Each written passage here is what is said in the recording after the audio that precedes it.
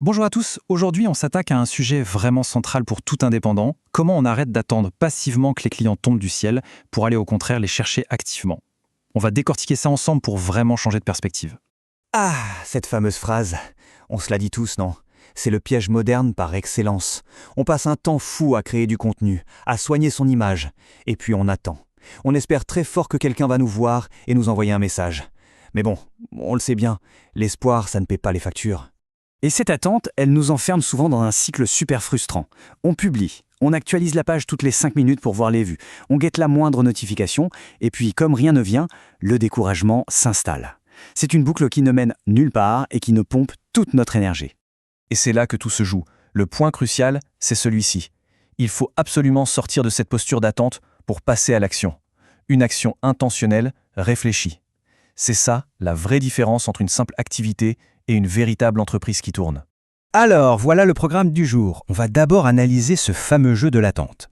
Puis, on va redéfinir la différence hyper importante entre prospect et client. Ensuite, on verra 3 compétences clés. On analysera une petite étude de cas bien concrète. On affrontera la vérité qui parfois dérange un peu. Et enfin, on verra comment passer pour de bon à l'action. C'est parti! On commence donc par la première étape qui est un vrai changement de mentalité. L'objectif, ce n'est pas de vendre à tout prix et tout de suite, mais bien de démarrer des conversations. Un prospect, c'est quoi au juste? Attention, ce n'est pas un client, pas encore. C'est juste une personne ou une entreprise qui pourrait un jour avoir besoin de nos services. Juste le fait de comprendre cette petite nuance, ça change absolument toute l'approche. Du coup, l'erreur qu'on fait presque tous, c'est de chercher des clients, c'est-à-dire des gens qui ont déjà leur carte bleue à la main. L'approche pro, l'approche business, c'est différent. On cherche des conversations, des points de contact, des échanges qui mèneront peut-être à une vente plus tard, ou pas d'ailleurs, et ce n'est pas grave. Bon, maintenant qu'on a posé les bases, passons à la pratique. Pour aller créer ses propres opportunités, il y a 3 compétences qui sont, à mon avis, non négociables. Il faut les maîtriser. La première, c'est la prospection. Autrement dit, c'est l'acte de prendre les devants et d'initier le contact. La deuxième, c'est la relance. Et je le dis tout de suite, relancer, ce n'est pas être lourd, c'est juste être pro et faire un bon suivi. Et la troisième, la plus importante sans doute, savoir identifier un besoin. Ça veut dire quoi? Ça veut dire écouter. Vraiment écouter bien plus qu'on en parle pour comprendre les vrais problèmes de la personne en face. Et tenez-vous bien, pour comprendre l'importance capitale de la relance, regardez ce chiffre. 80%. 80% des ventes se font après le premier contact. C'est juste énorme. Ça veut dire que si on ne relance pas, on laisse passer 8 opportunités sur 10. C'est dingue quand on y pense. Relancer, ce n'est donc pas du harcèlement, c'est juste la base du professionnalisme.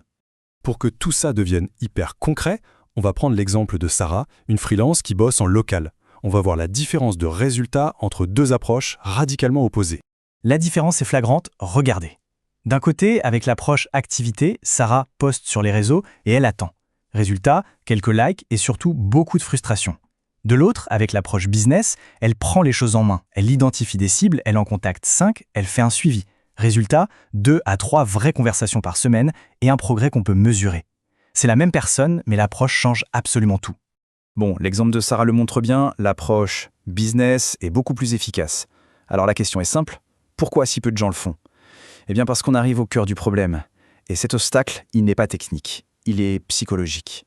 La question est posée, pourquoi est-ce que ça nous met si mal à l'aise de prospecter? On a tous cette petite boule au ventre avant d'envoyer un mail ou de décrocher le téléphone, non? La réponse, elle est là, dans ce trio infernal. La peur de se prendre un nom. La peur de déranger, de s'entendre dire vous m'importunez. Et puis, ce fameux syndrome de l'imposteur. Cette petite voix qui nous dit qu'on n'est pas assez bon, pas assez crédible. Ces peurs sont bien réelles et elles nous paralysent.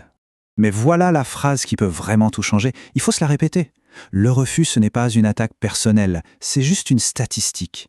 Si sur 10 personnes contactées, une seule est intéressée, ce n'est pas 9 échecs personnels, c'est un ratio de conversion de 10%. C'est un chiffre, pas un jugement sur notre valeur. Ok, alors, comment on passe de cette prise de conscience à l'action concrète? Voyons ensemble une méthode toute simple pour se lancer et surtout les erreurs à ne pas commettre. Voilà les pièges classiques. 1. Attendre que la visibilité arrive par magie. 2. Prospecter au hasard, sans cible précise. 3. Être trop agressif et essayer de vendre dès le premier contact. 4. Abandonner trop vite et ne jamais relancer. Et 5. Avancer à l'aveugle sans jamais rien mesurer. Rien que le fait d'éviter ça, ça nous donne déjà une longueur d'avance énorme. Et pour commencer, pas besoin de viser la Lune. Un petit défi sur 48 heures, ça suffit.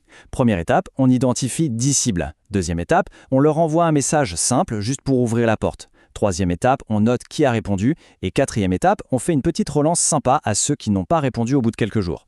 L'objectif ici, ce n'est pas de vendre, c'est juste de briser l'inertie et de se mettre en mouvement. En fait, tout se résume à ça. C'est le passage de la mentalité activité qui se dit « j'espère que quelqu'un va me contacter » à la mentalité business qui affirme « je crée mes propres opportunités ». C'est passer d'une posture où on subit son activité à une posture où on la pilote. Et voilà la conclusion la plus importante. La stabilité d'une activité d'indépendant, ça ne repose pas sur un coup de chance, un post qui devient viral ou les caprices d'un algorithme. Non, ça repose sur un système fiable pour générer des conversations. Parce qu'au final, ce sont ces conversations qui amènent les ventes. On se quitte donc avec cette question. Pas pour demain, pas pour la semaine prochaine, mais pour aujourd'hui. Quelle est la toute petite action, ce tout petit premier pas qu'on pourrait faire là, maintenant, pour simplement démarrer une conversation ? La réponse à cette question, c'est le début de la reprise de contrôle sur son activité.